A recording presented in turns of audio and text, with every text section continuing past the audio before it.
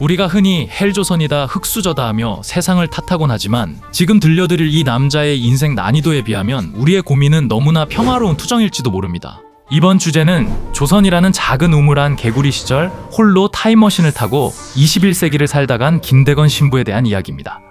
우리가 교과서나 성당 앞마당에서 흔히 보는 김대건 신부님의 이미지는 어떤가요? 그저 한복 입고 갓을 쓴 채 인자하게 웃고 계신 어딘가 유약해 보이는 평범한 종교인의 모습일 뿐이죠.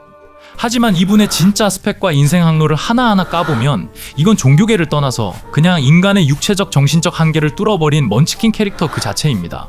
2023년 가톨릭의 심장부이자 전 세계 13억 신자들의 성지인 바티칸성 베드로 대성전 외벽에 김대건 신부의 성상이 세워졌습니다. 이게 얼마나 말이 안 되는 레전드 사건이냐면 그 자리는 지난 500년 동안 비어있던 벽감이었거든요. 미켈란젤로나 라파엘로 같은 인류 역사상 최고의 거장들의 숨결이 묻어있는 그곳에 아시아인 최초로 그것도 갓을 쓴 조선의 청년이 등판한 겁니다. 단순히 한국 천주교 신자가 늘었다고 해서 서비스 차원에서 시켜주는 게 절대 아닙니다. 이건 바티칸이 지난 2000년 역사 속에서 이 청년의 삶이 보여준 임팩트가 서양의 그 어떤 성인들보다 강력했다고 공식 인증한 것이나 다름없습니다. 도대체 25년이라는 그 짧은 인생 동안 무슨 일을 벌였길래 200년이 지난 지금 전 세계가 이 조선 청년에게 리스펙트를 보내는 걸까요?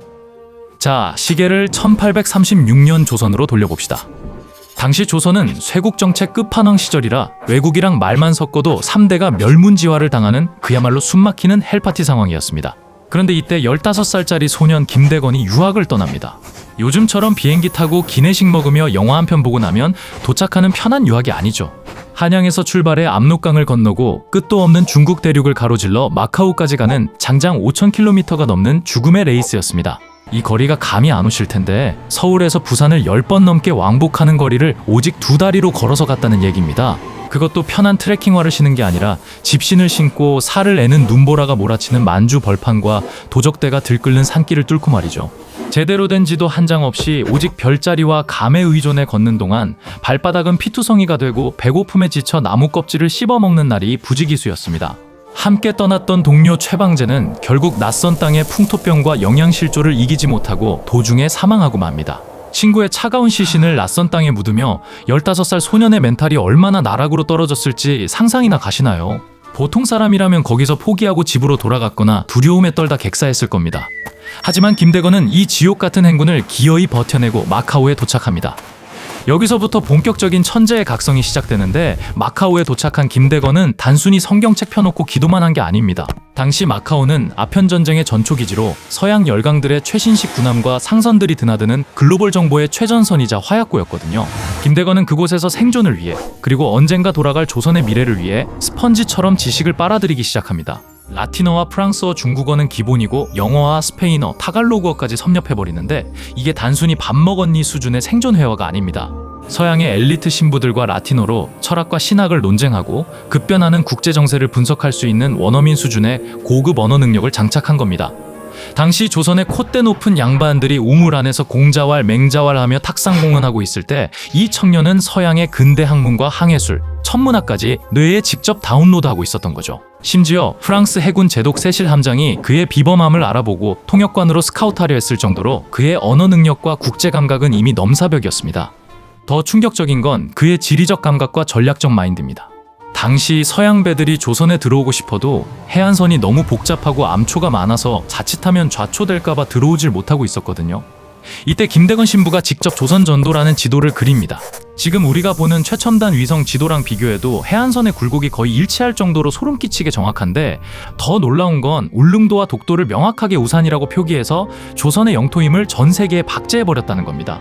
또한 조선의 난해한 지명을 로마자 표기법으로 깔끔하게 정리해서 서양인들이 읽을 수 있게 글로벌 매뉴얼까지 만들었습니다.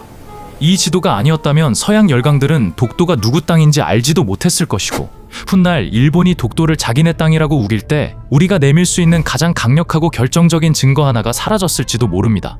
단순히 신앙심 깊은 신부님이 아니라 사실상 조선 최초의 근대식 지리학자이자 국가정보원 1급 요원 수준의 고급 정보 분석 능력을 갖추고 있었던 셈입니다. 그는 종교를 넘어 조선이라는 나라를 국제사회에 대비시킨 1등 공신이었습니다. 하지만 역사는 이 천재를 가만히 두지 않았습니다. 1845년 온갖 고초 끝에 사제 서품을 받고 금이 환영한 김대건 신부는 조선에 들어오자마자 얼마 안 돼 체포됩니다.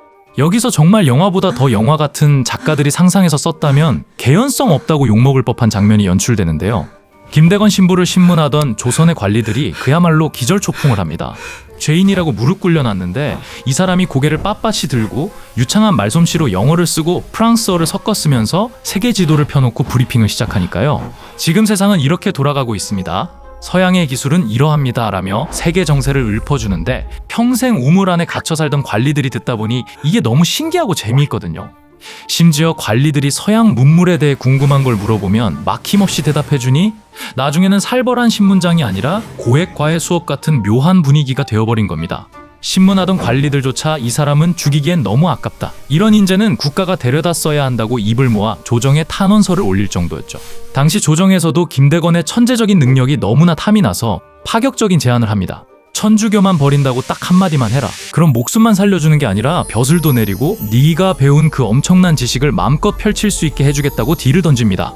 이게 얼마나 달콤한 유혹입니까?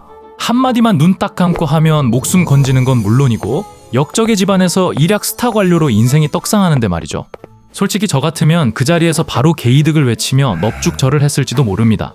하지만 김대건 신부의 선택은 단호했습니다. 내가 배운 진리는 타협의 대상이 아니다.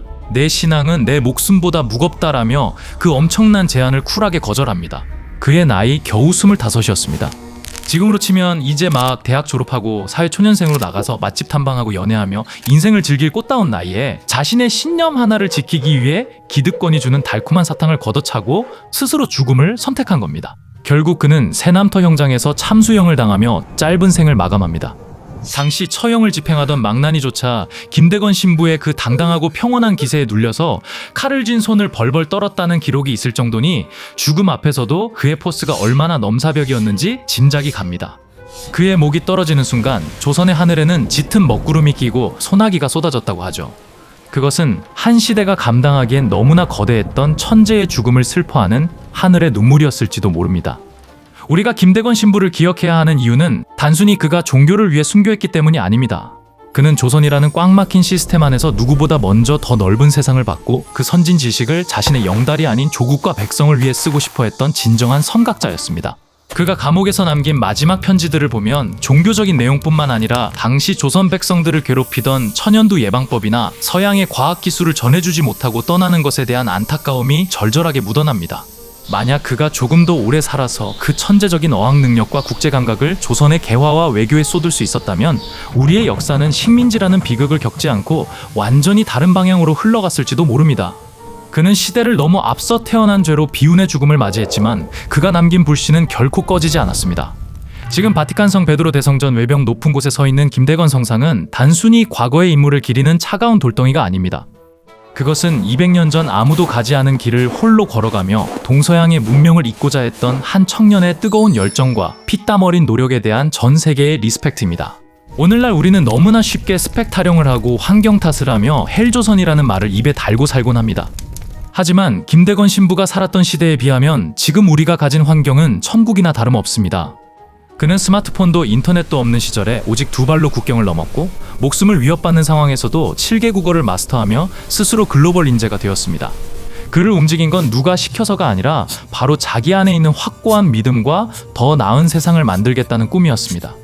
성공을 위해 영혼까지 팔아넘기는 게 능력이라고 포장되는 이 혼란스러운 시대에 김대건 신부의 삶은 진정한 용기와 신념이 무엇인지를 우리에게 행동으로 보여주고 있습니다.